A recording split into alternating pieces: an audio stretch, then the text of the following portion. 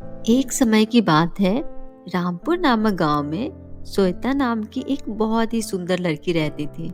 वो गांव में ही पली बढ़ी थी, लेकिन उसकी शादी शहर में एक अच्छे घर में हो जाती है। श्वेता अपने ससुराल में बहुत खुश रहती है। लेकिन तभी एक दिन, अरे बहू, देख बाहर कितना अच्छा मौसम है। रिमझिम बारिश हो रही है। जरा किचन में जाकर गर्मा गर्म पकौड़े तो तल कर ला।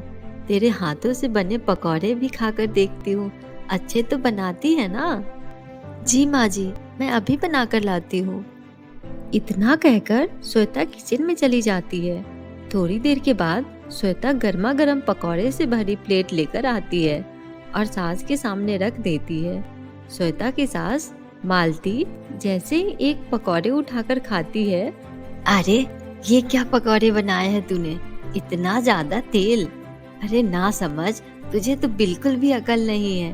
अरे घर का सारा तेल उठाकर कढ़ाई में डाल दिया है क्या तूने? तभी श्वेता डर जाती है और अपनी सास से माफी मांगती है। मुझे माफ कर दीजिए माँ जी, अब से ऐसा नहीं करूंगी।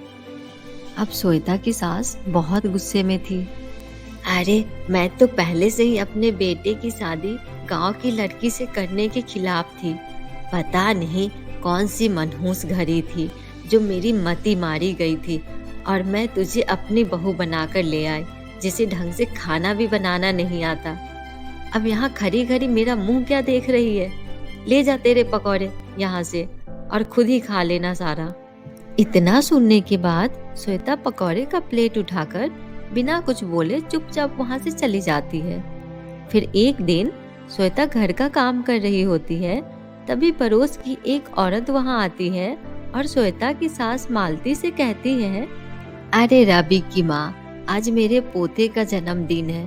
तुम सारे लोग शाम को केक खाने आ जाना, और हाँ, अपनी बहू को भी साथ में लेते आना। अरे हाँ हाँ राजू की माँ, ये भी कोई बोलने की बात है, मैं जरूर आऊंगी। फिर पड़ोस की औरत वहां से चली जाती है। उसके बाद श्वेता की सास श्वेता की तरफ देखते हुए कहती है, अरे तू क्या मुंह ताक रही है? मैं तुझे साथ लेकर कहीं नहीं जाने वाली। जा अंदर जाके काम कर। किचन में सारे बर्तन जूठे पड़े हुए हैं और कपड़े भी बहुत सारे धोने के लिए है।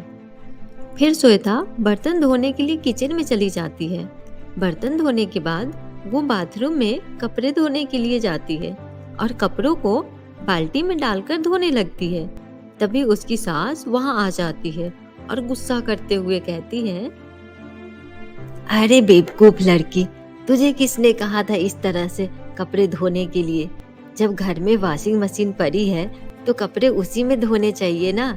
इस तरह तू तो घंटों भर बाथरूम में कपड़े धोते ही रहेगी। हे भगवान, इसे तो जरा भी अकल नहीं है। तभी श्वेता कहती है, लेकिन माँ जी, मुझे वॉशिंग मशीन में कपड़े धोने नहीं आते हैं। अरे तो मुझसे पूछ लेती ना, लेकिन तुझे समझाकर क्या फायदा? आखिर तू है तो गांव की ही गवार ना। अरे जरा रमा की बहू को देख, हर काम में तेज है। सारा मोहल्ला उसकी तारीफ करता है। रमा तो बड़ी किस्मत वाली है जो उसे भगवान ने ऐसी बहू दी। पता नहीं भगवान की मेरे साथ क्या दुश्मनी थी जो तुझे मेरी बहू बनाकर भेज दिया। अब चल, खड़ी खड़ी मुंह मत ताक मेरा, मैं सुधा के घर जाकर आती हूँ। इतना कहकर मालती वहां से चली जाती है। फिर शाम को रवि जब घर आता है तो उसके चेहरे पर उदासी देखकर मालती उससे पूछती है, अरे रवि बेटा, क्या बात है? कुछ हुआ है क्या तुझे? बड़ा उदास लग रहा है। तेरी तबीयत तो ठीक है ना बेटा? मैं क्या बताऊं माँ, पिछले कुछ महीनों से अपनी दुकान घाटे में चल रही है, और दुकान का काम बढ़ाने के लिए मैंने जो कर्जा लिया था उसका ब्याज भी मैं टाइम पर नहीं दे पा रहा हूँ। अगर इसी तरह से चलता रहा तो हमें अपनी दुकान बंद करनी पड़ेगी। इतना कहकर रवि उदास होकर अपने कमरे में चला जाता है।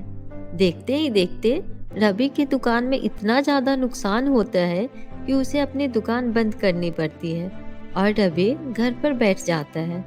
श्वेता अपने पति की ये हालत देखकर बहुत दुखी होती है।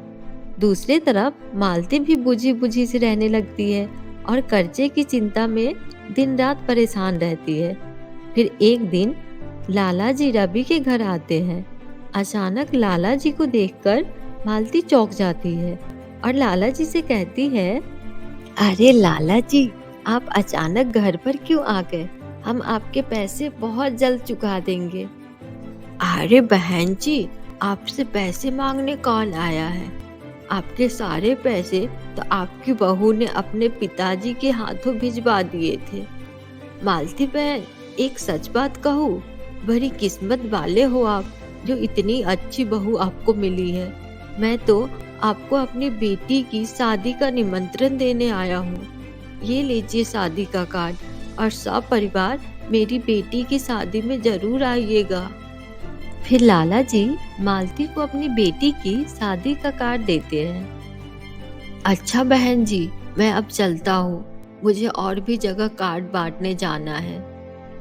इतना कहकर लाला जी वहां से चले जाते हैं। उसके बाद मालती भागती हुई श्वेता के कमरे में जाती है और श्वेता को गले लगाकर कहती है, मुझे माफ कर दे बहू, मैंने तुझे बहुत परेशान किया। मैं तो भूल गई थी कि बहू भी आखिर एक बेटी होती है और तूने आज अपनी बेटी होने का फर्ज निभा दिया। भगवान करे तुझ जैसी बहू हर सास को मिले। अरे माँ जी, आप तो मेरे माँ समान हैं और मैंने जो इस घर के लिए किया वो तो मेरा फर्ज था। उस दिन के बाद से मालती श्वेता का बहुत ख्याल रखती और दोनों सास बहू मिलजुल कर हंसी खुशी रहने लगी। तो दोस्तों, इस कहानी से हमें ये सीख मिलती है कि वक्त पड़ने पर हमारे रिश्ते ही काम आते हैं। कभी रिश्ते में बड़ा या छोटा नहीं देखना चाहिए। हेलो दोस्तों, तो कैसे हो आप लोग? और आप सभी को हमारा ये वीडियो कैसा लगा ये कमेंट करके जरूर बताना। और अगर वीडियो पसंद आई हो तो लाइक कर देना और चैनल सब्सक्राइब करना मत भूलना। Thank you.